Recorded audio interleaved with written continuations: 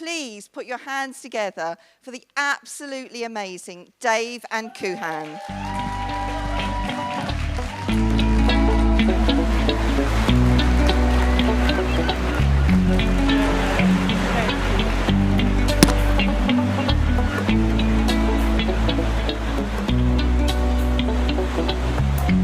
Hello Birmingham, welcome to this very special live edition of Two Parkies and a Pod, the podcast by people with Parkinson's for people with Parkinson's. I'm Dave, he's Kuhan. Together we've had the dreaded lurgy for 27 years. Dreaded lurgy, yeah. It's a bit nerve-wracking, Dave. I'm a bit nervous as well, yeah. It's the first one of this since I've had my DBS a few months ago, so I'm not sure how it's going to go, so you'll have to bear with us. And they do say if you're feeling nervous to picture them naked. But looking at you guys, I don't think that's a good idea, actually. It's actually what's making me nervous in the first place. But we've got a great show for you today, and we are very excited to welcome you to episode 53 of Two Parkies and a Pod. Yay! And our second live episode, following last year's at the equivalent event with with Professor Baz Bloom, Living Well with Parkinson's. Just out of interest, who was here for that? Oh, quite a few of you, wow. Yeah, that was a great episode, and not sure how we're going to top that. Not sure how we're going to just top the performance that was just on as well. So, but hopefully we've got a great guest and got some demos for you, and we've got some videos, and Dave and I are making fools of ourselves as usual. Some special episodes, and we're going to leave some time at the end for some questions. Now, I'm a bit nervous in front of crowds, but Dave, Birmingham and crowds is your thing, isn't it? Well, I used to do the darts here in front of 12,000 people at the National Indoor Arena, so, you know, it was quite weird. With Parkinson's, I managed to carry on TV presenter for 10 years, which I'm quite proud of, you know, because it was tough at times, but going on stage in front of 12,000 people, I'm more nervous doing this, though, now than doing the darts, but, you know, it's great times, and I love the city. We do a thing on the podcast called Amazing Things. I've got 5 amazing facts about Birmingham to tell you about. Heavy metal was born in Birmingham. Ozzy Osbourne, Black Sabbath, Judas Priest, whose guitarist Glenn Tipton's actually got Parkinson's as well. So that's one thing. And Birmingham's the home of Cadbury's chocolate, which Parkies love, don't we? We love a chocolate. Yay. So Cadbury's World is here, so it would be like a plague of locusts if we went there. We'd absolutely rip the place to shreds. Birmingham is the first mini car was built here. My first car was a Mini. You had a Mini. Stand up, Dave, for a second. Just let them appreciate how tall you are. And a Mini would come up to about there, right? It was a hell of a Mini. It was a Mini Mayfair, really good one. So really cool. It's got more canals than Venice. More canals than Venice? Yeah, more miles than canals than Venice. So if you want to go for a romantic barge trip with me later, absolutely more than welcome. I think the comparison with Venice probably stops there, right? No offence to Birmingham, but... And just like our audience, it has one of the youngest populations in Europe. Yes. 40% of the Birmingham's population are under 25, like our audience. So brilliant. Excellent. So what are we doing today, Dave? We've got this amazing thing called Rise and Shine. Rise and Shine. And you've got a particular motto that you live by, which we're going to focus on a little bit. About sort of attitude, really, isn't it? Well, I was about to get diagnosed with Parkinson's by a physio before I actually went to see a neuro guy.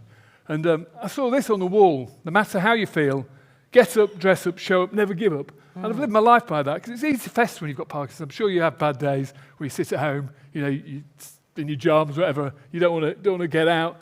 I say get up, get out, and get to shops, wherever you can. You know, it's easy to fester when you've got Parkinson's. So, too easy, but I think we might need some help from this one, Dave. Shall we bring on our guest? We will. We will. So why don't you introduce her, Dave? I will. Let's meet a real-life superhero. Without her, life will be poorer. Let's introduce neurohero Laura.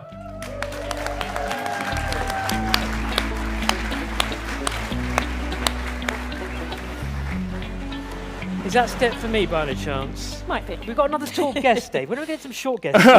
Baz Bloom was 6'7", wasn't he? God, yeah. So, just tell us what a neurophysio does, Laura. So a neurophysio trains in the same way as any physio, but then goes to specialise in neurology, which is anything to do with the brain and the spine. So a neurophysio might often work with Parkinson's, but might also work with conditions like multiple sclerosis, brain injury, spinal cord injury, and often working with people to do help them improve on their everyday activities. So we're going to talk about some of them today. We are. We're going to take you through sort of a day in the life of a Parkie and give you some tips as to some of the everyday practical aspects that might be a bit challenging. We're going to start with the first thing in the morning, waking up your face, and we'll explain why after we show you this little demonstration of somebody, Barbara Saltsworth-Matthews, who's a mime artist, right? She came on the pod. She was brilliant, yeah. She was fantastic. And there's a little video of the three of us making silly faces, but with a purpose. So have a look Join at in this. if you can as well. Yeah, this one you can definitely join in. And then the nose. Most people can snarl. Some people can snarl one side. Then you have to put your finger in your nose and move it around and you get the other to do. Some people can even do the flattening of the nose like this. That's where I'm taking the two muscles at the side of the nostril and pulling them down. Oh, wow, your faces are amazing. Oh, my goodness. I think you must be playing a lot with your nose as a child. You must use your nose a lot because you're really good. You're gifted. You're gifted with that. And then the mouth, of course, the mouth. Well, as if you bit into a lemon. So you'd think, pinch type, and then, ooh. Make small, big, rotating in circles, clockwise, counterclockwise. And then, I love your faces, guys. You guys are awesome. Oh my God. And This looks so weird. you're so good. Now let's isolate our lower lips. And take your lower lip, not your upper lip, just your lower lip. And move it to the left, to the right. Left, right. Oh, you guys, this video is amazing. And then the upper lip is a little harder for people. Try to just move your upper lip to the one end. Oh, that is difficult. It's very hard. Elvis. So you can practice by actually taking fingers and stretching your muscles. Play with don't be frightened to pinch your one lip and pull. Pinch and pull. Because by doing that, it tells your brain there is a muscle there. And that'll help wake it up. And then I get the people who do this. Opposite sides of the mouth. And I could not do that at first. I had to practice by touching my face, pulling, and paying attention, being mindful. That's important. Wonderful. You can wake up your face. My face Wonderful. feels much better now, Lucy. It does, actually. I feel more relaxed and more nimble. It works, doesn't it? It's great, yeah. It does work. It does work. Barbara's a real force of nature. She's amazing. She's amazing. I told her we were going to play this clip. She was chuffed. But Laura, do you want to tell us why sort of the face, why us Parkies have particular trouble with Stiff faces, expression, yeah. stiff faces, facial masks? Hypermimia, I think it's called, right? Hypermimia is the smart name for, facial rigidity, but also that kind of, it's also called flat effect sometimes, the face that isn't maybe as full of expression as it used to be. And maybe not always as we intend our expression to be, right? Right. And I think it's important to know that dopamine that we think of as helping us with big movements, like walking, Also affects the smaller muscles in the face. But if you don't have enough dopamine, it means that those muscles aren't as expressive, aren't as able to do spontaneous movements. So the movements that you would do quite naturally don't necessarily come out in the same way. Explains why you don't laugh at my jokes, Dave. I had an experience where was the guy was delivering my shopping, and he couldn't park outside the house, so he just parked down the road. I said to him, "Do you want a hand with my shopping?" He said, "No, I don't want you to help me." So he came to the door, and I said, "Why didn't you let me help?" He said, "You look untrustworthy." He had a stiff face, you know. We laughed, but it's quite, it got me here, because I thought, I'm a big friendly Yorkshireman. I'm not trustworthy at all. I'd help you carry my shopping, but anyway, he had to do it himself, so I don't care. There's lots of shopping as well. Yeah, but it's a particularly cruel symptom, isn't it? Because it starts to take away your identity, and I think when Parkinson starts to impact on you as an individual and your identity, that's particularly cruel. But it's good to know. Sorry, go on. But the important thing to remember here is those muscles still work. They still work, yeah. So they might right? be rigid and less expressive automatically, but just as Barbara was saying, if you really intentionally use those muscles, wake up those muscles by doing really conscious movements, facial expressions in the mirror, or like we were doing on the video then, might feel over the top and silly, but actually those movements help employ the muscles in expressions that you want to use in everyday life, and that practice can help you then with social interaction as well. Save your smile, brilliant. Yeah, exactly. Keep smiling. Good tip. We want you to all practice this, actually. Now, as try as we did, we couldn't get a bed on stage, but would anyone like to see a video of Dave getting out of bed? Now, if you've just had your breakfast, I can only apologise, but here we go.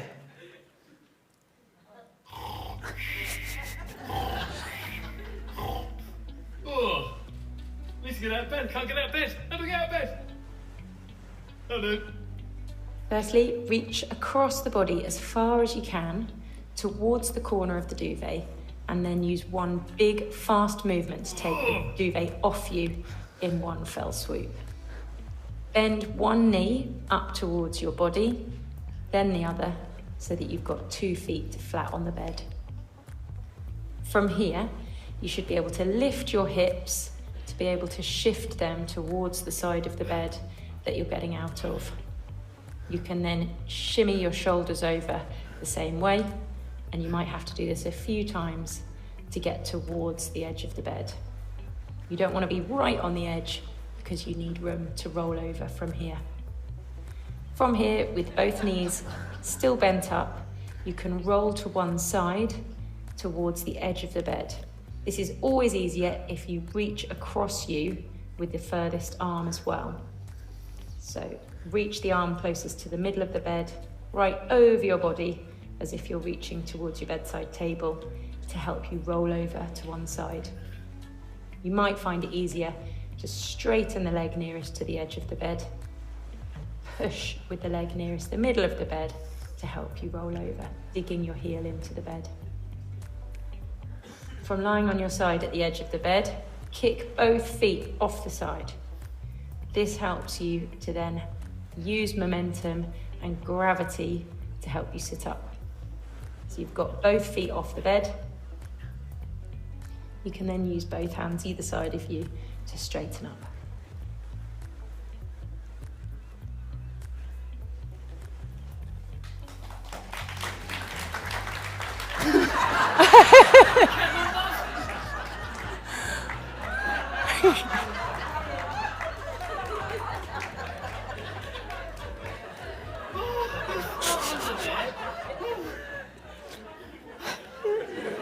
Your partner Helen was a bit worried when you said, Dave's coming round, we're putting cameras in the bedroom. I'm like, what?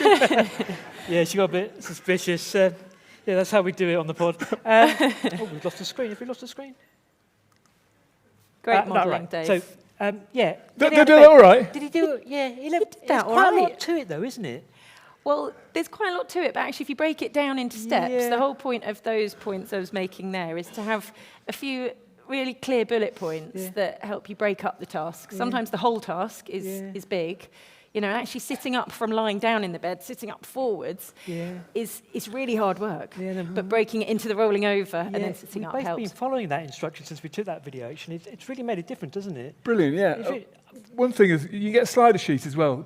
Yes. Parkinson's UK's biggest selling thing in the shop is a slider sheet. Yeah. Just tell us what that is and how that works. If you're someone that gets stuck in the middle of the bed and finds it quite difficult to do that, lift the hips and shimmy the shoulders, then you can get these sheets with a nice slippery bit in the middle that allows you to slide your hips over a little bit more easily. So that's a really good tool if you get stuck in the middle of the bed. And also a bed lever that hooks under the side of the bed is something you can hold onto to help you that roll over to the edge if that bit's tricky for you too. For me, the biggest tip that it sounds obvious when you say it, and a lot of these things do, but it didn't occur to me, was just put your feet flat onto the bed, right? Raise your knees, put your feet flat onto because before what I used to do was just try to sort of rock up and use sort of momentum to try and get me up, and I was putting pressure on my back. Yeah. So it's just simple things that's, hopefully people can take on board and put this into practice. There's that panic as well you have when the duvet's on top of you, you can't move, you feel very claustrophobic. I don't know if anyone has that, but you feel really claustrophobic under your duvet, if you have your duvet and stuff. So all these tips are really good for that. Yeah, really good. So the next one, we've got out of bed. Next stop is the bathroom here. You probably guess what this one's about, a stool for your stools. Now, don't worry, there's no video here. You're not showing that one? Not that one, no. But should we just talk about this for a second? Because we're obviously talking about constipation, challenges of constipation. Challenges sort of sitting down on the toilet as well. Sitting down on the toilet, it's the same steps that we need to go through in order to sit down on a chair as well. Yeah. Can you talk us through that? So Before that, I think the bathroom is often a really tricky place is. for people. They're very small, because aren't they? It's often Hazards. small, or toilet cubicle, you're in a really small space. And if Shiny you're someone, floors. Shiny floors, exactly, maybe not secure things to hold on to. If you're someone that finds turning difficult, then that can be a really challenging space. So just thinking about turning and how you turn is a really good starting point. Surefire way to get a physio to tell you off is to swivel like this. Anything like this, or an OT. They don't like swivels. So the best way to turn is to pick up your feet and do big exaggerated steps so that you know you've cleared the floor and you've got much more chance of being successful. And less on the risk turn. of fall, presumably. Less risk of falling or twisting, losing your balance, that kind of thing. Yeah. And then you mentioned getting to the toilet. So Yeah. if you were walking to the toilet, it's always best to walk right up to it, as close as you can, and then lift your feet to turn all the way away from it, if you can, so that you're facing away from the toilet. So you're not reaching towards it from afar. You're not going to land at a funny angle, because that toilet seat is hard. So you've got to land in a safe way. The best way to get down onto the toilet well is to stick your bottom right out behind you and try and sit down with control. You might have something to hold on to, you might not with the toilet. But because the toilet seat is hard, if you land onto it firmly, it's going to hurt. And I've heard of people that have snapped the toilet seat as well. Protect your bottom, protect your loo. Put your bottom right out behind you and try and land slowly with control. Stick your so bum that out, you basically. stick your bottom out and your shoulders right forwards, and you've got a much better chance of landing safely. Yeah. It's good tips, and we're going to go through the equivalent of getting up and down out of a chair in a minute. Don't do it in the dark either. People often do it in the dark. You've got to turn the light on in the bathroom because, I've missed the toilet before. I've been trying not to wake my wife up. I've been sneaking through. I went down. Missed the toilet completely, so. And that probably woke her up. yeah, it did, massively. Yeah. Just to pick me off the floor. I don't know. Right. I just admitted that. We shouldn't get the giggles over this stuff, but we did once on an earlier episode. We can just show you what happened when we started talking about poo. Can I? Here we go. I got sent a parcel from the NHS the other day, Was it poos? shortly after my 50th birthday. It was they proactively send you a prostate kit. Yeah. You got to send a sample of your poo on a curly stick. Yes. Yeah. Not the most pleasant thing in the world. You make it sound like a Mr. Whippy. Well, if you're not careful, it looks like a Mr. Whippy. You only have to send a little bit, not a whole tube. Should I stick it on a cone and stick it?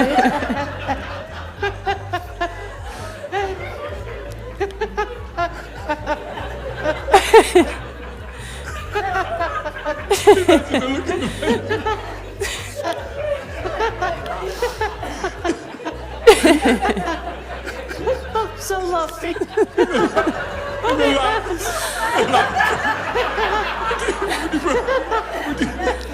Would you put a flake in that?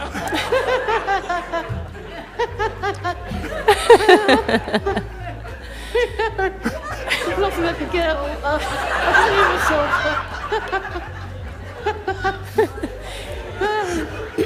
We're going to be talking about girls and women in a minute, but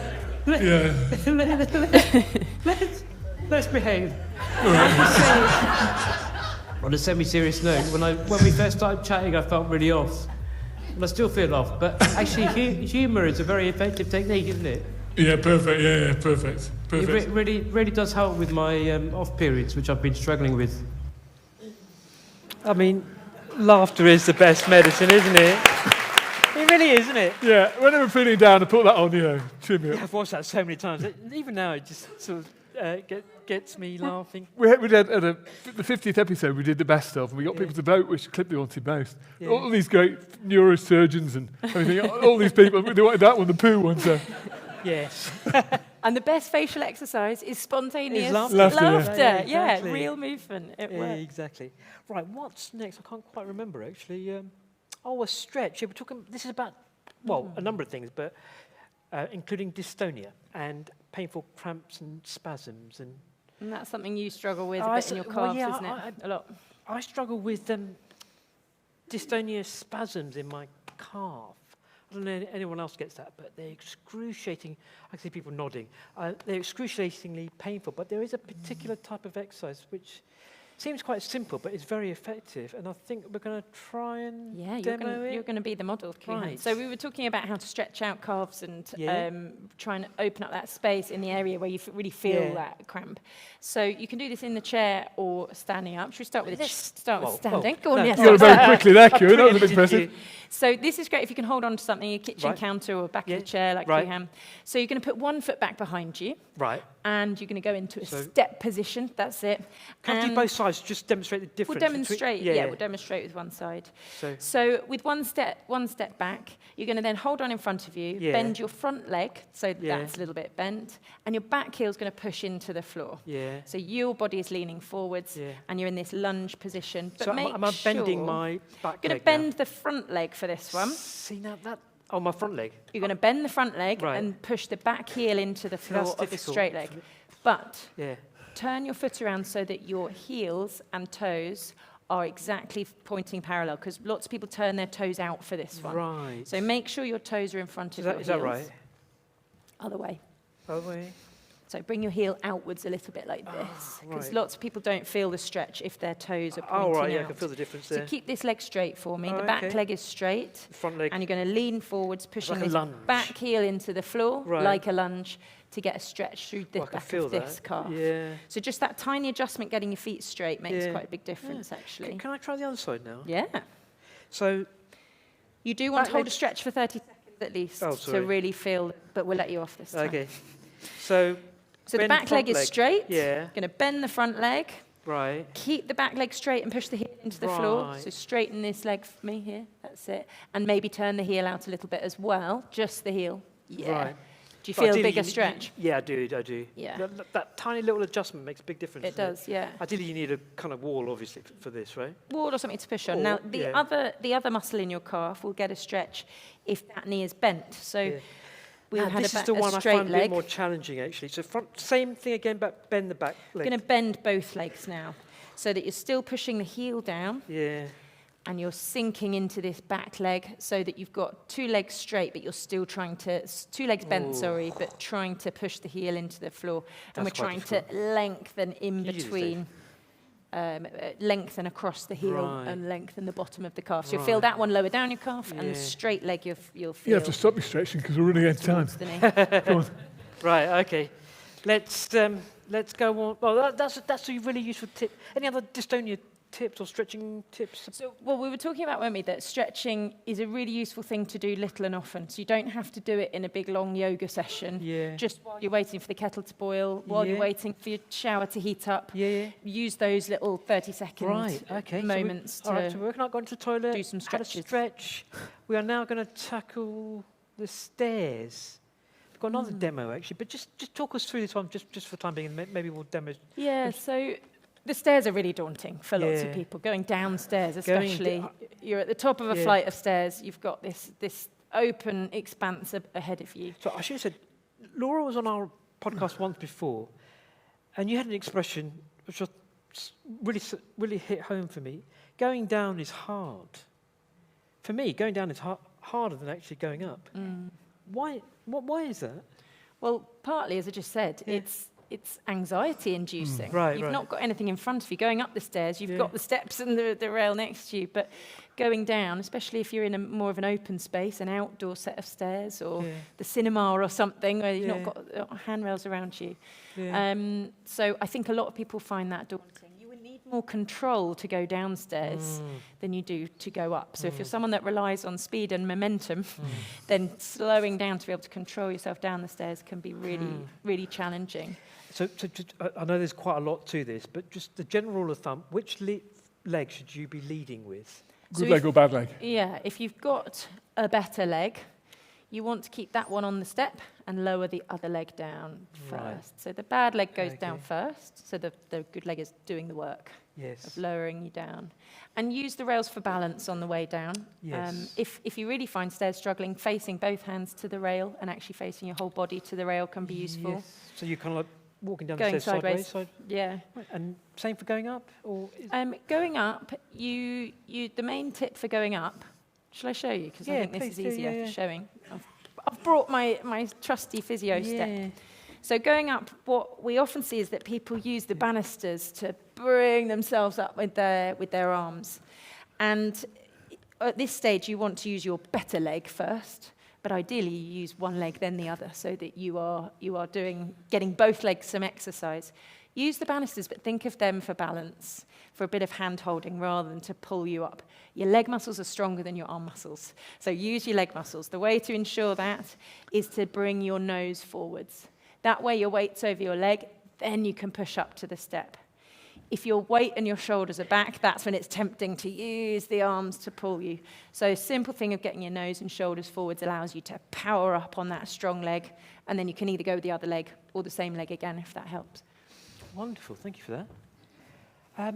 What's next? So manage the stairs, and then what's next, Dave? I can't quite remember. Get out of a chair like you just don't care. This was great because on the podcast before, you gave us the tip, and there's like 5 steps to getting out of a chair.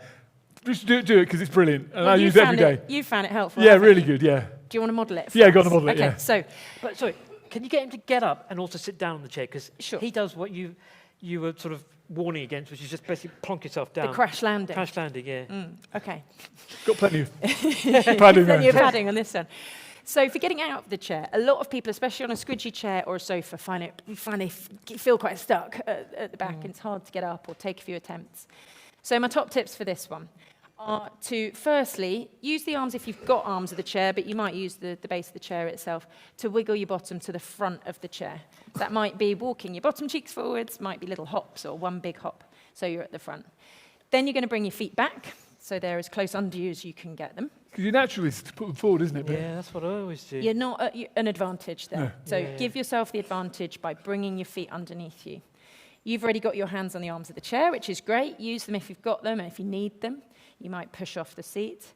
The next bit is to think about using momentum. We're going to power up, but to do that, you need to get your shoulders and nose forwards again. So you're going to get your shoulders and nose I'm forwards, ready. and then big push up in one go. Hey!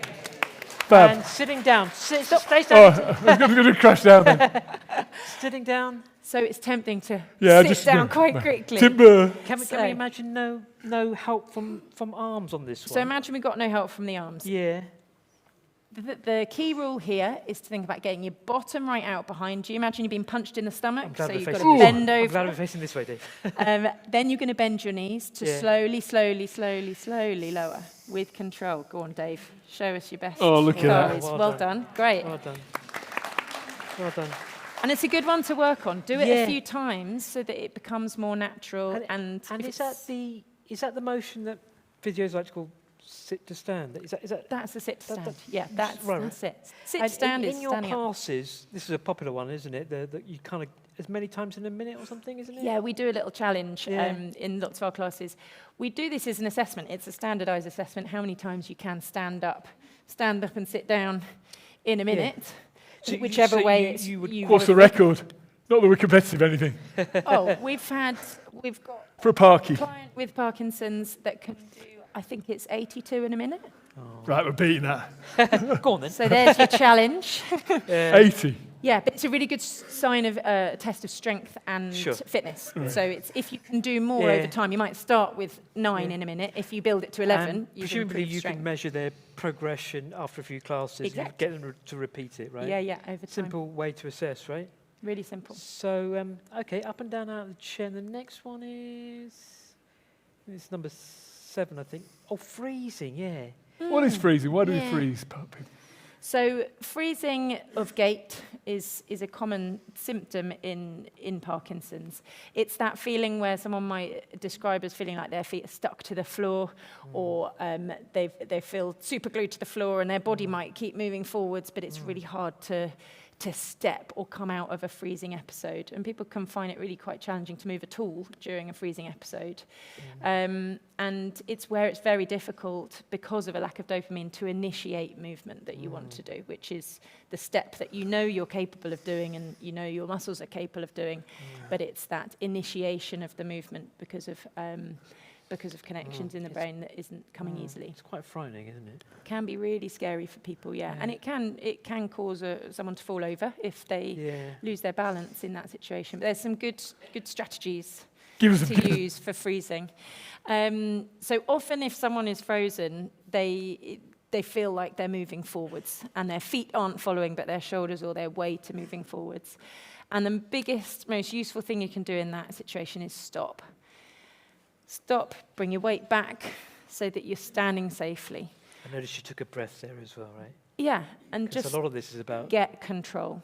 Because control, it's very anxiety as well. Anxiety, of course, it's nerve-wracking if you're in Yeah. that situation, especially if you're out and about or you're trying to get to the toilet or, you're trying to get somewhere for a reason, aren't you? Yeah.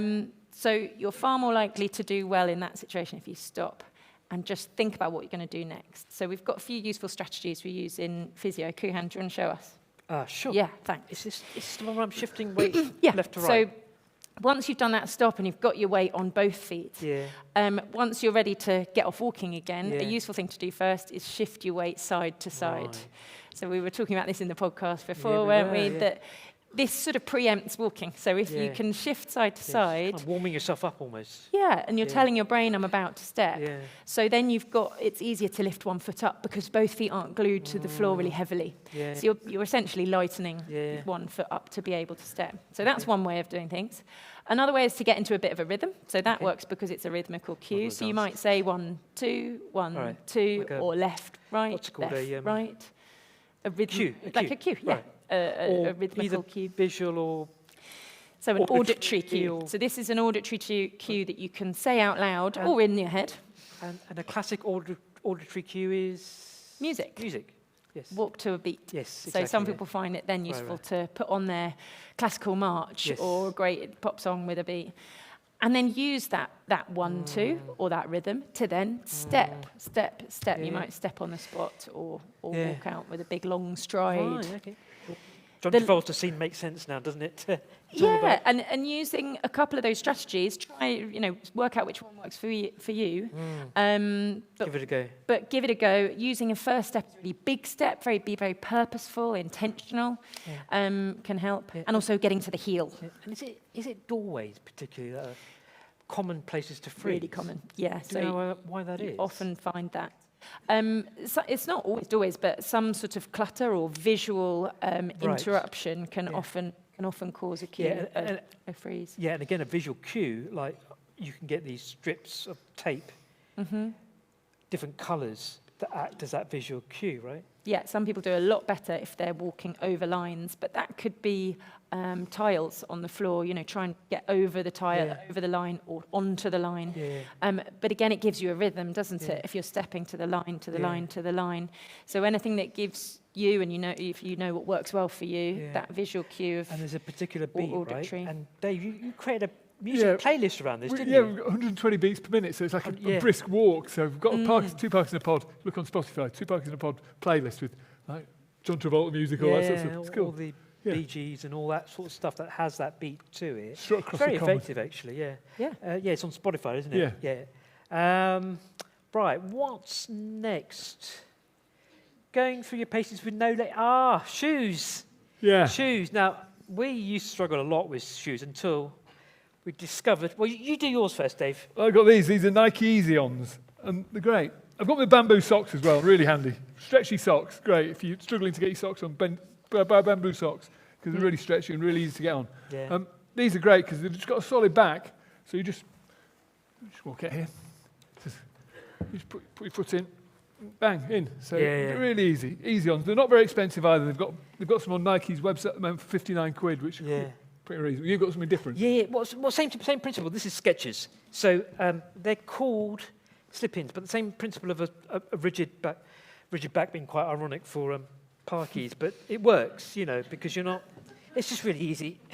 These ones have got laces actually, but it's so much easier than the ones that kind of just squash down when you put your feet into them, right? You don't need a shoehorn, for example, You don't with need a something shoehorn, like this, right? Because exactly, they stay exactly. nice and rigid for you. I saw a Skechers shop downstairs, actually. We've got nothing to do with Skechers or Nike, actually. But 10%. well worth investing in a pair. So, next one is... Coat conundrum. Oh, right. It's me again, isn't it? So, challenge of getting on a coat is quite common for us Parkies. I've got a coat here, and you can tell me what to do. Or shall I just have a go and you can tell me what I'm doing wrong? Well, the key thing here is to use your worst arm first. Get the Worst arm first. Worst first. Worst first. Worst arm into the sleeve. Shall I try my good side first, just to see the difference? Yeah, let's see the difference, yeah. So that's my symptoms are left-sided. Okay. But my right. So your right arm's gone in your sleeve first. Right. struggles And with his left and that's right. nice and easy, Yeah. but now you've got the harder job of finding the geez. sleeve right behind you Yeah, with your I not can't- such literally can't- flexible stri- necessarily arm. Yeah, Right. it's more awkward. So the simple thing is just to reverse that. Yeah. So do the easy job first better work. with the arm that's not. Dodgy arm first. Just- You're inside out there, I think, though. You weren't an advantage at the beginning. That was unfair. Right. Nobody can get his arm in there. So where's And now side? you can reach behind with your better arm that's more flexible. You undo wire. Hang on. That's the You'll one. find it eventually. But because you've got easier, That is so much easier. because you can do that difficult reaching behind and the Yeah, finding and awkward bit with your Right. better arm that you're Yeah. happier to move. I mean, I love tips like this. It's so simple, right? You don't have to buy anything or practice or anything like that. Just Yeah. reverse what I was ordinarily doing. So that's great. And it obviously works with jackets, coats, shirts. Yeah, shirt sleeves, cardigans, if you're getting... Hoodies, zipped hoodies, and we're going to come back to clothing in a minute. But we've done the coat, and after you put, it's a ball getting off the floor. So this is about falls, right? Do you want to take this one, Dave? How can you prevent falls? Is there a way you can do that? Weight training, stuff like that? Yeah, so balance training is a big part of falls prevention, but also keeping well and living well with Parkinson's. So always doing something in your week that tests your balance and specifically challenges your balance is the way that you're going to get your balance systems working better. And you can improve your balance. I think it's a myth that, if your balance goes, that's it. Balance is a bit like a muscle. If you use it, you can improve on it.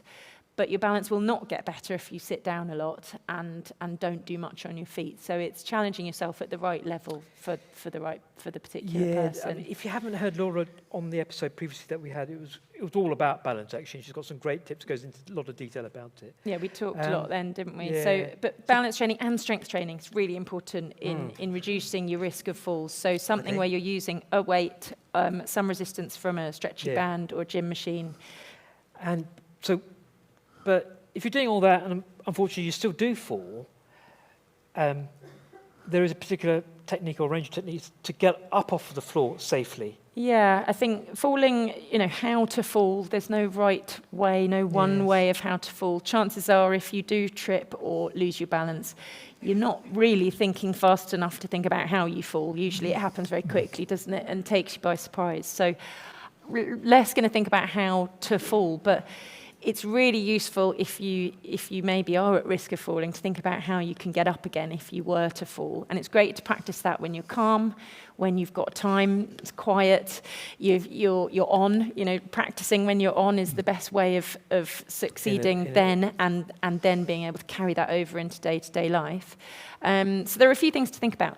And if you've seen a physio, a neurophysio, or you go to any sort of balance type class, this might be something you practice there. But we talk about this technique called backward chaining, and it's all about how to get up from the floor, but starting in very incremental stages. So the first step might be holding onto a chair and just making sure that you can get up from this position. So a squatted position, bending the knees, or maybe one foot in front of the other. Can you lower yourself down? Can you hold onto a chair and come all the way back up to safe standing? And you just start with this movement first, making sure you can come up. And once you know you can do that, you can move on to the next level, which might be leaning on a chair, one step forwards, lowering down lower, or maybe all the way to kneeling. But you've got to be able to get up from here before you go any lower. So then you're going to lean on the chair and push to stand up from kneeling and make sure you can come all the way up to standing. Mm-hmm. And gradually over time, you might practice doing each of these steps till you come down to 2 knees, stand up from there, till you come down to sitting, stand up from there, go down to lying, stand up from there. So there's a technique to learn, but it's all about just doing the bit you can get up from safely and practicing that bit before going down to the floor so that you don't get stuck anywhere is the main key. But that takes strength and balance. So you are strengthening and using balance. We should all be lifting a few weights, shouldn't we? Absolutely, at least Or twice a lifting week. anything with a weight, not just actual dumbbells. Doesn't have to be Tin of weights. beans, anything. Yeah, it can be a Bake- tin of bake a flour. beans. You want to challenge yourself, so you might start with a tin of beans, and then you need to get the add progress. But anything where you're moving against resistance counts as strength training, and everyone with Parkinson's should be doing that twice a week. I always think, you want to be in a position where you can put your bag in the locker of an aeroplane, Absolutely. or whatever. So That's a great reason to do these Exactly. overhead weights. It's boring doing it potentially, but if you've got that goal of I'm going on a train and I want to be able to lift my rucksack up onto the overhead locker, that's why you're bothering I to saw do this it. great video of this guy doing weights every day, this old guy, and it's 6:32 in the morning, he's up doing his weights, and he's training, and wonder what he's training for. And eventually he gets his granddaughter and picks her up.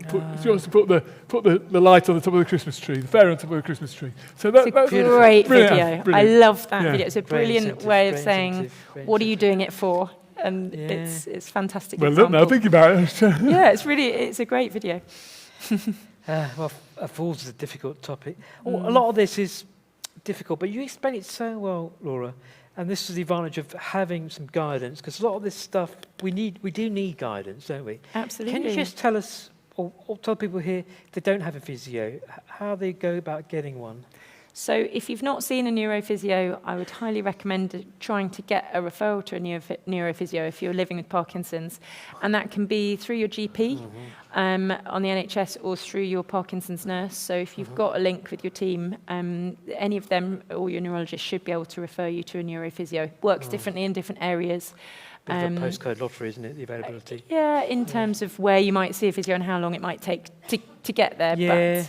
But that's how to get. I how get to the feeling there. that over the years, sort of the availability of physios, and neurophysios particularly, has got a bit better.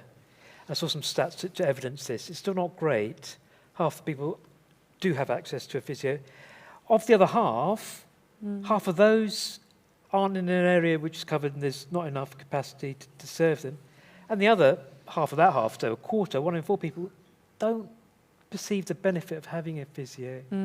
Which, if you just listen to what Laura's saying here, and these are everyday steps, everyday practical steps that you can take.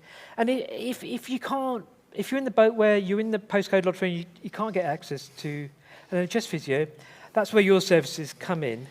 And do you want to just explain a little bit, give us the 1-minute pitch about NeuroHeroes? Yeah, so you can, of course, pay privately to see a one-to-one physio, which will, again, work differently in different areas. Or you can utilise the service a bit. NeuroHeroes is one of them, where we are neurophysios who run group online exercise training sessions. So It's all online, right? It's all online over Zoom, so it's for people that live in the UK who log on to Zoom and may be in a group of 10 or 12 people, but have a neurophysio in front of them each week, doing all those things we've talked about, strength and balance training, fitness, coordination training, to tick all the boxes for the exercise guidelines for Parkinson's, but with a neurophysio watching them and guiding and giving these hints and tips and golden nuggets of physio information as you do it. Right. And we've got a little special offer for you today, haven't we, Laura? Do you want to just explain that? Laura's kindly offered. Well, you explain it. So anyone that's here today and watching online, if you would like to come and try some NeuroHeroes classes online, we ask you to do an assessment form so that we can guide you into the right classes. We have classes at 4 different ability levels. On the assessment form, if you say that you've heard of us through 2 Parkies in a Pod, for the rest of this year, we'll give away 5 free trial classes to anybody that likes great, that. brilliant. So come and have a go and you can explore things. Yes, very good, very good. And that would ordinarily cost you something like £65, right? Is that right? Absolutely, yes. So it's a really good way of coming to try a few different types of classes, because we've got some really dynamic classes. We've also got seated classes. We've got things like seated yoga, seated Pilates. So something for everybody, hopefully. And I forgot what I was going to say. I'm having a Parky moment. If they really are struggling, you have a community fund as well, which is something you've organised with Parkinson's UK. Can you just explain what that community fund is? Yeah, so we've got a community exercise fund which supports people who are maybe on benefits or need some financial support, but also people that are socially isolated or really struggle with motivation. So we really want everybody to get active with Parkinson's. And if you know somebody that's struggling with that, then we help people by giving them 6 free sessions initially and then subsidised sessions at £5 a class ongoing. Great. Brilliant. Great. Now, just before we close off special offers, we've got another special offer as well, haven't we, Dave? Or special announcement, haven't we, about merchandise? Two Parks of Pub merchandise. Yes. Go Parkies UK doing some. So if you want a sweatshirt or anything, we've got it's on sale in the shop. So we've got T-shirts, hoodies, pens, and my favourite, this tote bag. And all the profits are going to Parkies UK as well. So So 100% profit. They're on the Parkies UK online shop, which is just parkies.org.uk/shop. If you filter on to Parkinson Pod, you see all the merchandise there. But also, Sue is here today with a stand, and she's selling all this stuff as well. So none of this is coming to me and Dave. 100% of the profit from the sales goes back into the charity. So it's a great endeavour. And just a sort of wider word on the shop, it brings in £500,000 of income yearly to the charity. It sells everything from living aids. The sheets that we were talking about, the slider sheets earlier, living aids, walking aids, Parkinson's UK T-shirts and merchandise. Christmas cards as well. Christmas cards, which is actually one of the popular selling items, perfect for this type of year. So well worth looking at online or visit Sue's. I can't see where Sue is at the moment, but there's a stand out there, so feel free to have a look and check out the 2 Parkies merchandise as well. Thanks for listening to the podcast. We really appreciate it. We're blown away by the amount of people that get in touch and stuff. Really proud of it. It just started with a conversation in a pub, and it's grown into something we never thought would happen. So, we record it in our kitchen, my kitchen. And we don't only produce anything, we just do it ourselves. It's like a little cottage industry, but we love doing it. Yeah. It gives us a sense of purpose. It does. And that's especially really days like this, right? Yeah. So we've left a bit of time at the end for any questions, either from online, I'm looking at you, Claire, and then... No? Hello? Hello. Hello. We've got some questions from online. I think we should start with Carolyn, who asks, I get that once you are falling, it's fast, but are there any exercises that can help me react more quickly without thinking to protect my head and face? Good question. Yeah, it's that moment, isn't it, where you might have tripped over something where the slowness of movement or rigidity you might have or stiffness slows you down further and you can't necessarily react as quickly as you once might have. I think that's a really important thing to build into your exercise regime. Standing with 2 feet, stepping onto 1 foot quickly, or putting yourself off balance and recovering from that. Balance isn't usually about standing still. You're moving along. How do you respond if you get distracted or if somebody does something that takes you off your balance? So I think taking balance training seriously is a really important part of this, and it's not just doing it on your own. It works brilliantly if you can see a physio or go to some sort of session where someone is giving you new balance challenges all the time. It's really important to challenge yourself in different ways, and that's a great way of doing that is going to some sort of class or group where maybe you are standing on uneven surfaces. There might be you might do throwing and catching so that you're having to move your head and your eyes as well, because your balance systems are really complicated. It's not just about standing in one place to balance. Do you want to just remind us the tip that you gave to Dave about chimneys? About chimneys. So walking along. So getting a bit nosy. I went and played tennis and we walked into a bush. It's ridiculous. On the side of the road.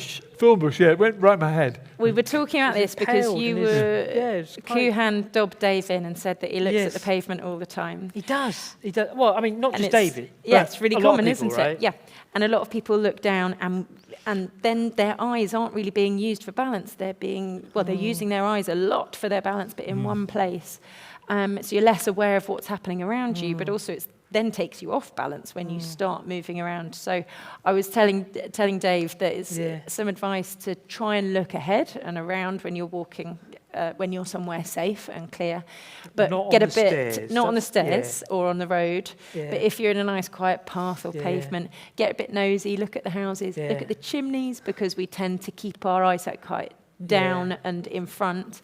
And actually, if you can train yourself to move your head and eyes, your other balance systems have to work a bit harder. It's all interconnected, isn't it? It's all interconnected, but if you're very reliant on your eyes looking down all the time, if anything changes, you turn to look at something that distracts you, that's usually the time when someone loses balance. Don't put yourself at risk as well is a big thing, because I always put my underpants on the top of the stairs the other day. Ridiculous. My wife said, what are you doing putting the underpants on top of the stairs? It's crazy. So I now put them on by the bed, so if I fall over, I fall on the bed. So. Choose your challenge, yeah. I think we better move on. Next question. Is any more online or in person? Oh, there's a question at the back. Right. Hello at the back. Hello, I hope you can hear me.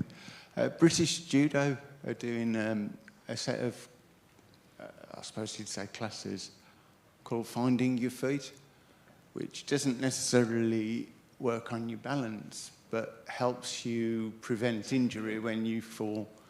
So it's got all the judo break fall moves to improve your chances of surviving a fall, and it is truly excellent. There's a guy doing that at the sport Parkinson's. I was just going to say the same. It did look brilliant, Yeah, didn't brilliant. it? So you land on your forearms. So breaking yeah. fingers. Good tip, yeah. Thank you. Any other questions from online audience? There's one at the front here. If a mic could go to the front. But while we're waiting for that, Yeah. I can ask a question. So Jennifer asks, going back to the getting out of bed thing, are there any particular features people with Parkinson's should look for in a mattress? Good question. Sorry, go on. No, you go. Well, I've got a theory about this. People should always get a firmer mattress than what they think they need, I find. Because if you're that challenge getting out of bed, the digging in the elbows and whatnot, if you've got a soft mattress, you're just sinking into it. So we recently bought an extra firm mattress, not cheap, I've got to say. But if you've got a choice of firmness, go for the firm or the extra firm. I find in my case, because it helps with that movement in bed. I've got a Tempo mattress, which is really good. And I find that I'm moving a lot at night, so I'll be lying on my back, and my back will go stiff, and I have to move onto my side. I don't want to disturb my wife, so because it's independently. Yes, you don't wake up your wife or partner. Good tip. And so you've moved on from your Kenny Everett bed, have you? I've still got Kenny Everett's bed, yeah. Really? I bought a bed off Kenny Everett. Right. I was reading the sports news on his show, and he said, I just bought a flat when I was in my early 20s, and Kenny said, have you got any furniture? I said, no, not at all. He said, come back an hour, I might be able to help you. So I went back an hour, and he said, I've got this bed, I've had it built, 7 foot by 6 foot. He said, it cost me £1,300 for the base, £900 for the mattress, you have it for £100. I said, great. I hadn't got £100, so I had to borrow it from a newsreader, but yeah, we went around in the engineering van, picked up Kenny's bed, and I've still got it, Kenny Everett's bed, yeah. That are some stories to tell, that bed, I tell you. Excellent. From me, not Kenny, of course. Any more? Yeah, I think we... All right, this side, yeah. Yeah, as a carer, how much should one help the patient? That is I've got a bit of question. a thought on this. Go on, Dave. The more my wife helps me, the less I do. So if she sees me struggling with putting my socks on, she'll allow me 15 minutes, whatever. She won't do it. So I think the more help you get, the less independent you are. You always sort of take the mickey out of me in a way because you say Helen spoils me, right? Yeah, ridiculous. You get absolute. She mops your brow and What's left of it? makes you a cup of tea. You said deep brain stimulation. You want to make a breakfast. Have you made a breakfast since? No. Well, next question. No, Helen, I need this, need that. it's a serious point actually because, don't give up your independence. I think try and do these things yourself. We had an episode with the speech and language therapist as well, and he commented that in a lot of occasions when people's speech is suffering, their partners sort of finish the sentence. Don't do that. He said, just try and maintain, your speech in that case, but in this case, maintain your physical independence as well, right? Absolutely. Where do you stand on that? The person needs to move as much as they can to be able to do tasks independently. And lots of the time, I'm sure somebody wants to do the task independently. There's a fine line, isn't there? Because you don't want somebody to be suffering or so frustrated Yes. that they're getting wound up. So Yes. I think that's a conversation to have probably not in that moment of Yes. how much do you want me to help in particular situations. But I think we are all quite fast to jump in and try to be helpful. Yeah. And actually, there are lots of situations, especially if it's slowness that's causing the issue. The person will get there. Yeah, yeah. It's just that Might take a their bit longer. bradykinesia Yeah. is You've is just got to allow taking plenty things of away. time. If you're going out at 1 o'clock, start getting ready at 12, you know. Because the more you rush, the more panicky you get, the more symptomatic you get, and it's horrendous. Trying to Yeah. button up a shirt, whatever. You know, And- but I remember I was on the telly, and I was doing a boxing match once, and I was trying to do my cufflinks up, and get my shirt on, do my tie up, and time was running out, and they were saying, Dave, where are you? Where are you? You need to do the top of the show. I was like, oh no, the symptoms are getting worse and worse and worse. Of course, the more Awful. stressed you get, Yeah, exactly. the harder things Terrible. get. So it'll give yourself plenty of time to get ready. You know, an hour or more if And you're going out. there's something to be said on that line about sort of supporting people for success. So helping maybe with the setup or helping getting prepared with plenty of time, but then actually Yes. somebody can still do the task themselves Dave's very always well. complaining that I'm late, and I am, because I don't actually factor in the additional time it takes me now. So, whereas you're actually, Dave's always on time or a bit early, aren't you, Dave? You get anxious if you're a bit late, right? Yeah, I've been late. I've been early. You know, Yeah. rather, as someone said to me, you'd rather be 5 minutes, 3 hours early for a plane rather than 5 minutes late, wouldn't you? You know, so. Some of that's personality, though, isn't it? Very much so, very much so. Another question? One over there. There's two in the crowd, and then I think we might have to wrap it up. Okay. Just a quick one, going back into the bed theme. I use a weighted blanket to help with the, dragging the duvet off my wife and kicking out with the REM sleep. But just a word of warning, though, it's for those that might struggle to get out, it can pin you down. So just wondered if you had any comments on that. Weighted blanket, I've never heard of that. Yeah, people use them a lot to help them sleep or maybe feel calmer as well. They're quite widely used in all sorts of conditions. Yeah. The pressure helps some people, but for others like Dave, you don't like having anything on you, right? You No. don't like, for example, sleeping on your belly for that. No. In yoga, I noticed that you don't actually do anything on your belly because you don't feel comfortable. Is it anxiety? Or? Oh, I'm fine now, actually, I've overcome that. But yeah. I didn't used to like lying on my tummy because Right. just felt trapped, you know. So it sounds like it's a very individual thing. I think it is individual. And the thing to consider at night time, which we didn't talk about when we were talking about getting in and out of bed, is that, of course, most of the time when you're getting out of bed, you're under-medicated.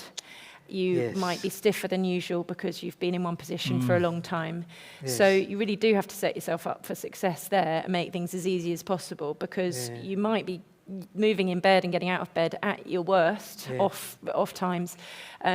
Practicing the movements when you're on is really useful, but you've got to remember that you want to make things as simple as possible for middle of the night when you're half asleep and you're under-medicated and you've got You need a wee. stiffness and you need a wee, exactly. So Combining practicing these those steps we talked about in the video are really useful to do when you've not got all those other contending factors so that you know what to do when you are desperate for the loo and half asleep. Can we take one more question? One more, yeah. I'm enjoying this. Hello. Right, hello. Hi. The Tech Guide's just published a review on Heroes by people with Parkinson's, which is great. The second point is, could you go back to your reference to a stool for your stools? Because I think you got diverted by your Mr. Whippy. We did. We didn't do Joke. the And you forgot to explain why Yeah, you stool, need yeah, a the stool stool. for your stools. You're right, I did Yeah, sorry realise about that, that. and we Sorry, didn't go yeah, back yeah, to that it was because we our made fault. no reference to a stool. Scotty did No, we? potty. yeah, you're right. Is that Laurel? Nice to see you, Laurel. Yeah. Sorry. Well, we'd Raise your originally legs. talked about this Yes. because it can be very useful to have a stool or a step underneath your feet, so that when you're going to the Squatty toilet, potty, right, that really Dave? helps Squatty for potty, yeah. constipation. It's like a wooden thing. It looks all right in the bathroom, you know, just So elevating Elevate, your so you feet. lift your feet, yeah. Elevating your knees, is it? yeah. Elevating your knees to above hip level Yeah. can really help anybody with constipation or struggling. Right. Can help things get moving, as can Yeah. exercise, and movement, Yeah. and being up Water. against gravity and lots Hydration. of water. Yeah. So that was the reference to the stool. Yeah. So, thanks for picking us up on that. We've kind of moved on to the other poo story. I think, are we out? We're out of time. Okay. Well, thank you very much. Feel free, if you enjoyed this last hour or so, to subscribe to the podcast. If you haven't come across us yet, feel free to rate and review us as well. Feel free to reach out as well and say hello. hello@twoparkinsonpod.com is probably the best way, by email. Or reach out to us on social media. And it's been great being here, and thank you very much for your time. Thank you, Laura, as well. Thank Brilliant. you, Laura. Thank you very much.